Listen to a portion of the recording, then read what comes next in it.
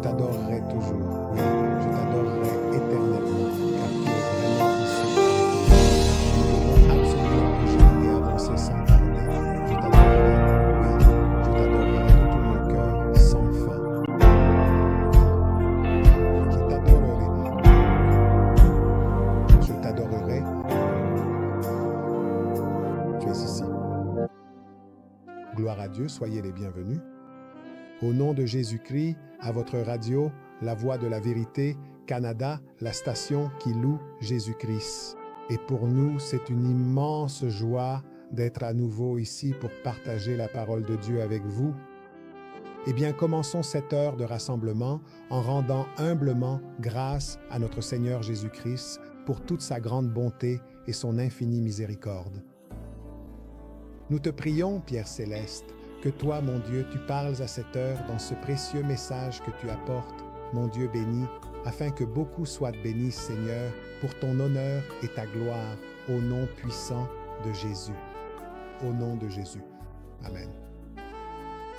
Eh bien, frères, mardi dernier, nous avons mis en ligne une vidéo parlant des 4 conséquences de la désobéissance due à l'idolâtrie du veau d'or.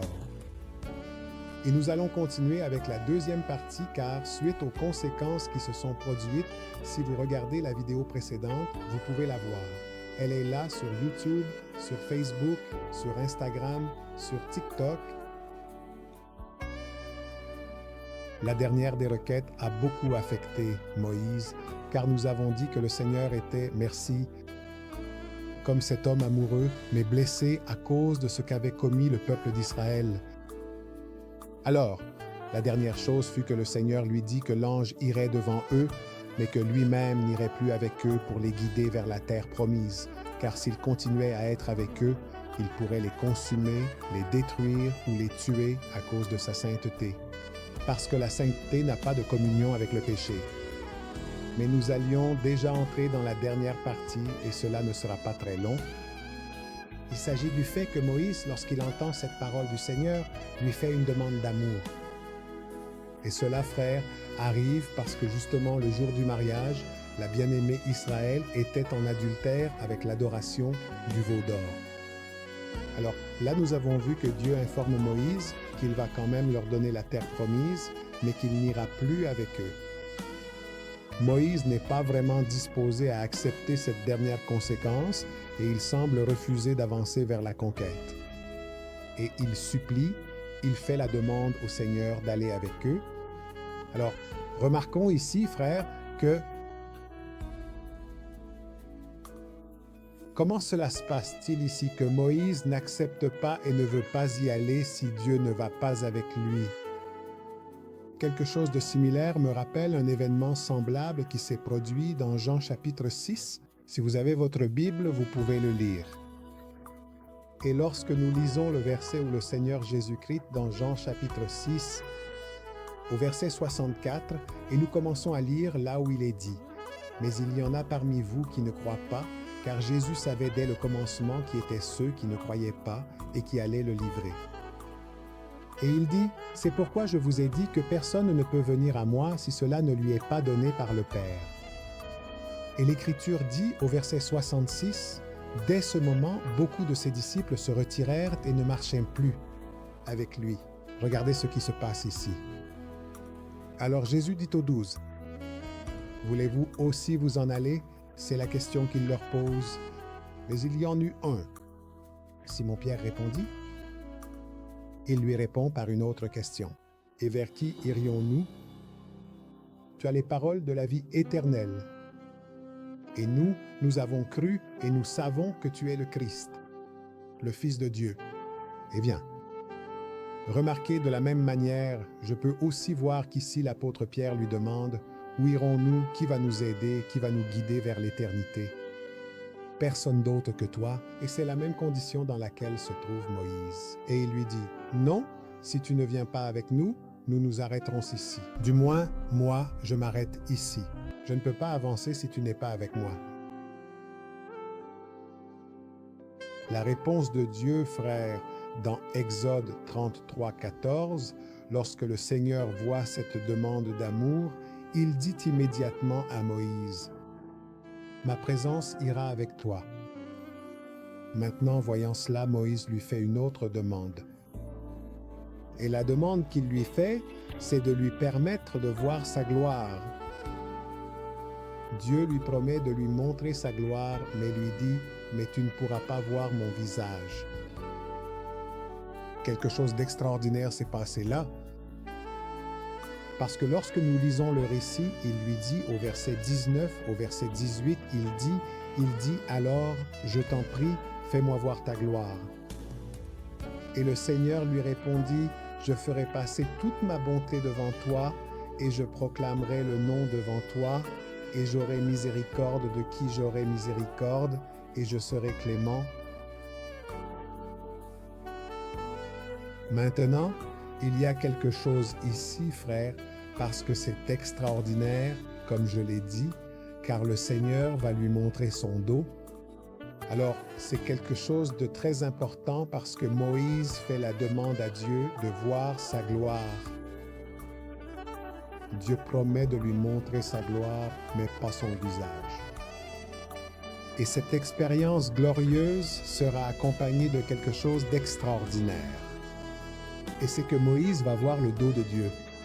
Et remarquez que lorsque nous lisons la Sainte Écriture, déjà au verset 21, le Seigneur lui dit encore, « Voici un lieu près de moi, et tu te tiendras sur le rocher. » Alors, lisons le verset 22 qui dit, « Et lorsque ma gloire passera, je te mettrai dans une fente du rocher, et je te couvrirai de ma main jusqu'à ce que je sois passé. » Maintenant, pensons à cela non pas littéralement, mais spirituellement.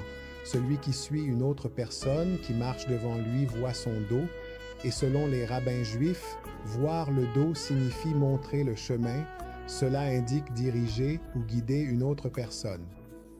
Alors, dans le verset 23, le Seigneur lui dit, « Ensuite, je retirerai ma main et tu verras mon dos, mais mon visage ne sera pas vu. » Maintenant, que signifie le dos divin? Car avant tout, comme je le répète, ne pensons pas en termes littéraux, mais spirituels. Ainsi, celui qui suit une autre personne qui marche devant lui voit son dos.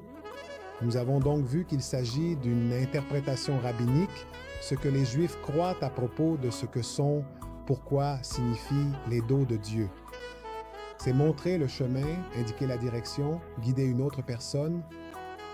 Mais dans l'Exode 34, Dieu montre son dos à travers la déclaration de ses attributs divins.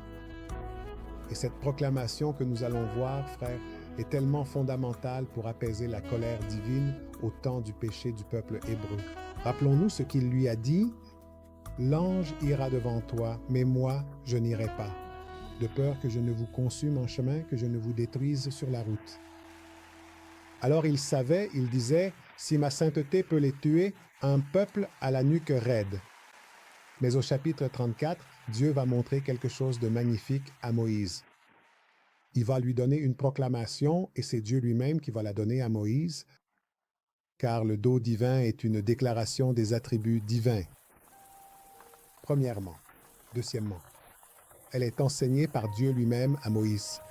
Troisièmement, ceci servira à apaiser la colère divine en temps de péché. Quatrièmement, pour recevoir le pardon. Et cinquièmement, pour poursuivre la pérégrination. Alors, voyons ici, frères, que le dos de Dieu représente la justice et la miséricorde. Mais je veux que nous voyions, frères, dans Exode chapitre 34, allons-y et voyons que le Seigneur fait. Il dit quelque chose d'important à Moïse à partir du verset 1. Je vais le paraphraser pour ne pas tout lire par manque de temps. Parce que le Seigneur dit à Moïse de se tailler 2 tables de pierre comme les premières et que sur ces tables, il va écrire les paroles qui étaient écrites sur les premières tables qu'il a brisées. Et que le matin, il monte, qu'il prépare ces tables, qu'ils se tiennent prêts et qu'il monte sur le mont Sinaï pour se présenter devant lui. Mais que personne ne monte avec lui, que personne n'apparaisse sur toute la montagne, ni même les animaux qui s'y trouvent. Et Moïse dit qu'il tailla les 2 tables, comme les premières, se leva de bon matin et monta sur le mont Sinaï, comme le Seigneur le lui avait dit, et il portait dans ses mains les 2 tables. Alors, lorsque le Seigneur descend dans la nuée, il est dit que, au verset 5, il y a quelque chose d'intéressant, car il dit, « Et le Seigneur descendit dans la nuée, et il resta là avec lui, proclamant le nom du Seigneur. Et lorsque le Seigneur passa devant lui, écoutez bien encore une fois, comme il l'avait fait là-bas, il proclama, et c'est très intéressant de bien garder cela à l'esprit, parce que cette proclamation va servir de rappel pour Moïse et pour le peuple d'Israël, n'est-ce pas? Pour ne pas être consumé par le péché qu'ils commettent. Alors il dit, Yahweh, Yahweh, fort, miséricordieux et compatissant, lent à la colère et grand en miséricorde, qui garde la miséricorde pour des milliers, qui pardonne l'iniquité, la rébellion et le péché, et qui ne tiendra nullement le coupable pour innocent, qui visite l'iniquité des pères sur les enfants et sur les enfants des enfants, jusqu'à la 3e et la 4e génération. Lorsque Moïse entend cette proclamation dite par le Seigneur lui-même à Moïse, il est dit au verset 8 que Moïse, se hâtant, baissa la tête vers le sol et adora, et il dit, « Si maintenant, Seigneur, si j'ai trouvé grâce à tes yeux, que le Seigneur marche maintenant au milieu de nous, car c'est un peuple à la nuque raide, et pardonne notre iniquité et notre péché, et prends-nous pour héritage. » Et remarquez ce que le Seigneur lui dit au verset 10. Et il répondit, « Voici, je fais une alliance. Devant tout ton peuple, j'accomplirai des merveilles qui n'ont jamais été faites sur toute la terre, ni dans aucune nation, et tout le peuple au milieu duquel tu te trouves verra cela. L'œuvre du Seigneur, car ce que je vais faire avec toi sera quelque chose de redoutable. » Et ensuite, il lui ordonne de ne pas faire d'alliance avec les habitants du pays où il va entrer et lui donne des instructions. Mais ce qui est important ici, c'est qu'il lui donne cette proclamation spéciale. Pourquoi? Chaque fois que le peuple tombe dans le péché, car il lui a dit qu'il est un peuple à la nuque raide, Moïse doit le rappeler au Seigneur. Cette même proclamation que le Seigneur lui a donnée comme enseignement, et Dieu lui-même se souviendra de l'alliance à travers cette proclamation. Que nous montrent alors les arrières de Dieu? Elles nous montrent d'un côté la justice de Dieu comme attribut de Dieu, mais aussi sa miséricorde. Et donc la question suivante se pose, comment Dieu peut-il pardonner la méchanceté et en même temps rester juste et saint? Eh bien, la seule réponse à cette question est Jésus de Nazareth. En lui, le péché est jugé, la miséricorde est étendue. En lui seulement sont satisfaites la sainteté et la justice de Dieu, et en même temps le salut est accordé aux pécheurs. Alors, que signifie la notion même du dos de Dieu? Eh bien, le dos de Dieu est alors une anticipation de l'œuvre d'amour du calvaire, de sa justice. Rappelons-nous qu'à ce moment-là, déjà, ce qui était en train de se donner comme une anticipation, comme quelque chose qui allait se produire dans le futur à travers le dos de Dieu, c'était une préfiguration de l'œuvre à la croix du calvaire. Tout était remis à ce sacrifice parfait sur la croix du calvaire. Regardez comme notre Dieu est merveilleux. Beaucoup d'entre nous pensons que nous avons fait des choses, ou que des choses se font, que le Seigneur ne pourrait pas pardonner. Bien sûr que si. Le sacrifice de la croix du calvaire est toujours d'actualité. Il est encore temps de chercher le repentir. En lui, on juge. En lui, on est justifié. En lui, il y a restitution. En lui, il y a rémission. En lui, il y a rédemption. En lui, il y a miséricorde. Alors, qu'attendons-nous si l'un de ceux qui écoutent ce message a encore besoin d'aller à ce sacrifice, à la croix du calvaire? Ne laissez pas l'ennemi ou vous-même penser qu'il n'y a plus de pardon, qu'il n'y a pas d'issue. Bien sûr qu'il y a une issue. C'est le jour. Aujourd'hui est le jour. Là se tient le Seigneur Jésus-Christ, les bras ouverts, attendant tous ceux qui font un repentir sincère et désirent venir à la salvation par ce sacrifice. Le Seigneur Jésus-Christ, eh bien, lorsqu'il enseigne à ses apôtres et que l'Église naît dans le livre des Actes, c'est pourquoi il est dit au chapitre 2, n'est-ce pas? Pierre commence à leur prêcher, rempli du Saint-Esprit. Ils étaient remplis du Saint-Esprit. Rappelez-vous que cela s'est produit le jour de la Pentecôte. C'est lorsque, pour la première fois, cette promesse dans Acte 1.8 s'est accomplie. Ne pas quitter Jérusalem jusqu'à ce qu'ils soient remplis de la promesse du Saint-Esprit. Ces hommes remplis du Saint-Esprit. Pierre leur prêche et leur dit dans Acte 2.36 que toute la maison d'Israël sache donc avec certitude que celui que vous avez crucifié, Dieu l'a fait Seigneur et Christ. Il est dit que lorsqu'ils ont entendu cela, ils furent touchés en plein cœur, ils ont ressenti de la douleur, ils savaient qu'ils avaient besoin d'une issue à leurs péchés. Et ils ont posé la question aux apôtres, « Hommes frères, que devons-nous faire? Que faisons-nous alors? » Et Pierre leur dit, « Sachez que repentez-vous et que chacun de vous soit baptisé au nom de Jésus-Christ pour le pardon des péchés, et vous recevrez le don du Saint-Esprit. » Voilà, c'est le moment, aujourd'hui est le jour. Ainsi, c'est pratiquement une démonstration de la miséricorde et de la justice de Dieu lorsqu'il lui permet de voir le dos de Dieu. Pas le visage, lui a-t-il dit, mais tu verras ma gloire. Et c'est cela, Ésaïe 40 dit que la gloire du Seigneur se manifestera et que toute chair la verra ensemble. Car la bouche du Seigneur a parlé, et c'était cette gloire qu'il montra à Moïse. La gloire qui s'est manifestée s'est faite chair et nous a rachetés du péché et de la malédiction.